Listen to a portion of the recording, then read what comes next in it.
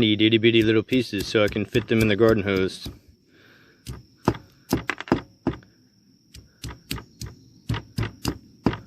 But they do need to be chunks so that they don't run through the screen.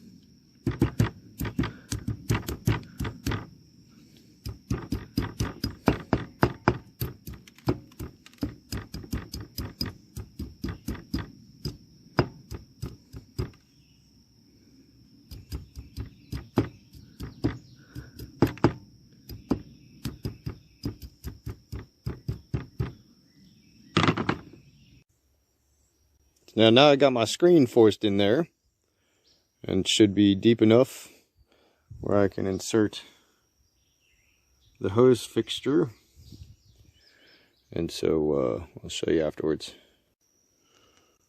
Now what we have is a screened hose, and this is the feed hose that's going to feed into the pump coming into the house from the rain barrel water tower. So that screen in there will stop any of the particulates, hopefully, of charcoal or sand from coming through, and should filter out all the particulate material that gets fed from the rain barrel water tower into the house, into the hose, and subsequently out the hose. Nice, crisp, clean, fresh water. Protect the pump and spare me a bunch of algae grief when I'm taking a shower. It's a magnificent day. So now I got my hose rig set up so that the length of the hose is, of course, on the downside of gravity. I'm going to take my charcoal here and just add it to the hose.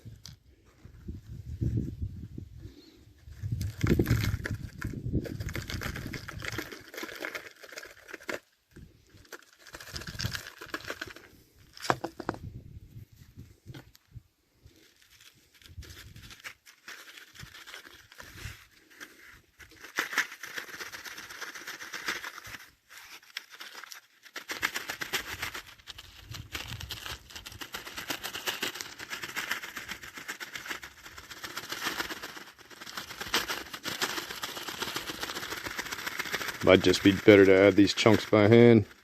This would be, a funnel's probably more appropriate for the sand than anything else. Yep, think I'll do that. Ah, shit.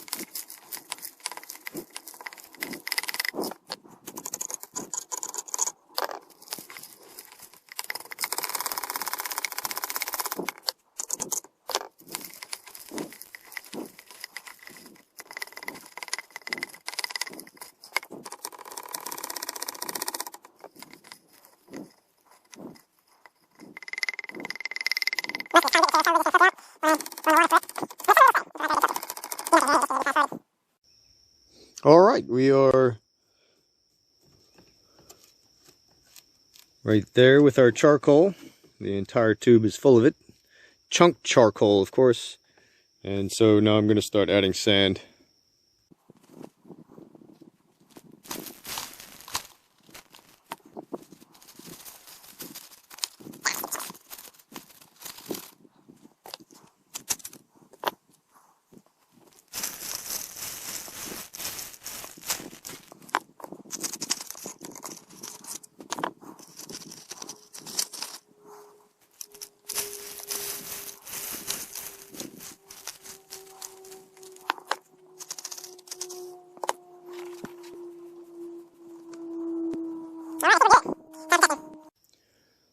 So this is roughly 1,000 milliliters of the water from the creek. And as you can see, the creek water is, well, it's runoff rainwater, and it's actually very, very clean. I don't see any floating particulates of any kind at all, which doesn't exactly make this a great test for the, well, there's some. I'm sure they're all very, probably microscopic, but anyway, so it's not going to be the greatest test for the hose. I wound up emptying out a vast majority of the material from the hose because it was overfilled, and the sand certainly blocked it up. So actually now it's,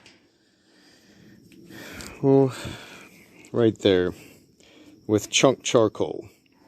So that's about a foot worth, and I've found that the water flows quite freely through that, and that's quite sufficient for a particular particulate filter. And of course, so we have our screen.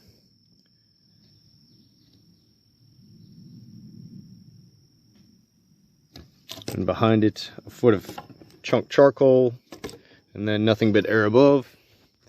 And so we're going to use this very clean creek water, which you can notice has a tint to it, and hopefully it'll come out the other end. I'm going to add this water back into this container here. Rinse it out real quick, and then run it through the filter hose, and we'll see how it turns out. Okay, now that I've got the let's see, the water hose, the filtered water hose that feeds to the shower pump from inside the house, or from coming inside of the house, from the rain barrel water tower, to protect that pump, and of course protect the shower nozzle and such from a large particulate matter. It's time to turn my attentions to getting the distribution pump up and running. This is the fill tube for the manifold from the fill barrel that's connected to the gutter overhead. So that comes off the roof and fills into this barrel. I've already purged the system. So I'm going to take this hose and I'm going to plug it into that end of the pump, and I'm actually going to take the additional screen, filter screen from the faucet that I've got, and I'm going to mount that somewhere in here, probably right around here.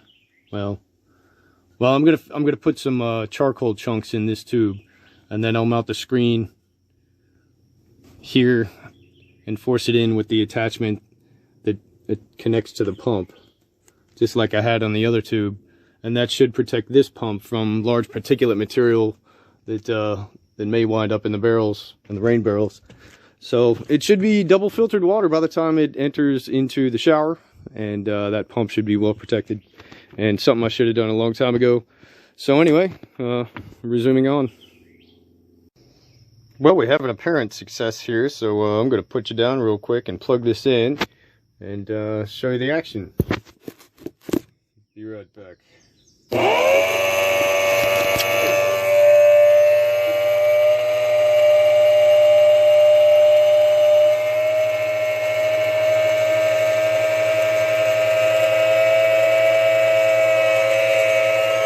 So what we have here is water coming from the fill barrel. Once again, the barrel that's connected to the gutter, and we're pumping that into the manifold in the hopes that it will fill the other barrels. So far it seems we're stuck on one.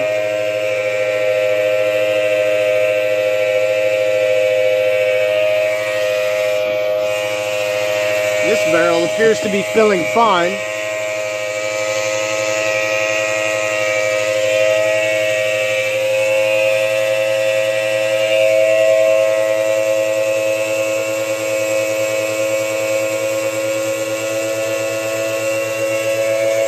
So we have good flow going to two of the barrels. Take a look around. Yep.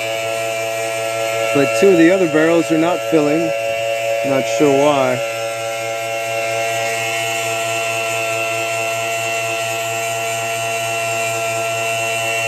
So I'm going to keep at it and get back with you.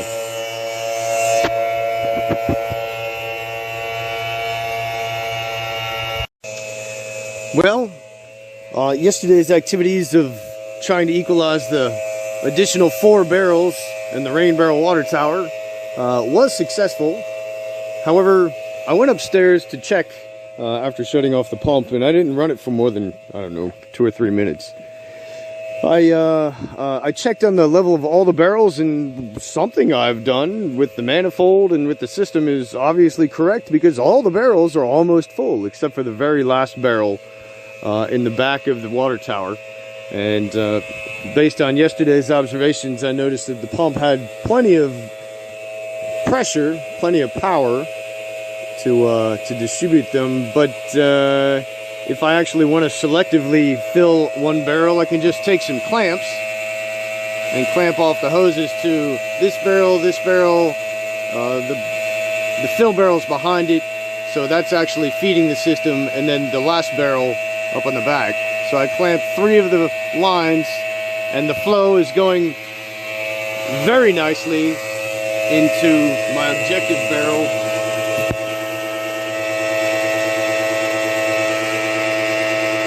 As you can see.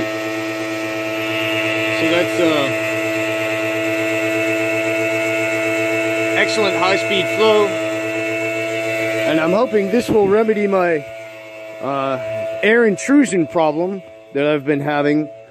When I take a shower, there seems to be a lot of air entering into the system, and this is despite the fact that I'm running this pump drawing directly from the manifold, and I usually keep the toilet switched off when I'm drawing water for the shower.